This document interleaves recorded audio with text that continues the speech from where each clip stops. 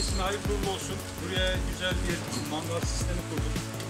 Toştaş'tan almışlar bu mangal sistemini. Her şey hazır fakat parçalar halindeydi. Bunu sistem yapıştırıcıyla, kalektif yapıştırıcıyla güzelce yapıştırdık, kurduk. Toplu haldeydi biraz.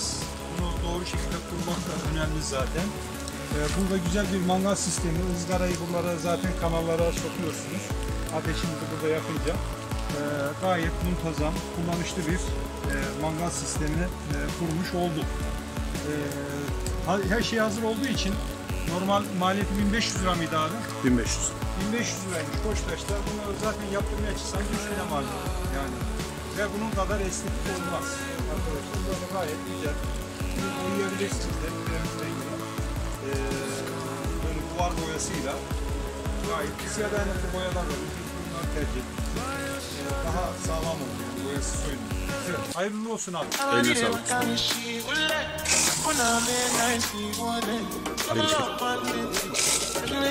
Aşağı dönüyor.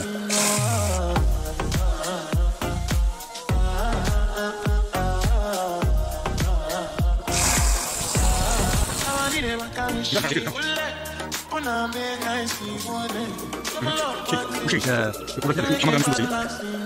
Şimdi şeye bak, çamadan tutmak lazım. İşte çekti böyle. Daha da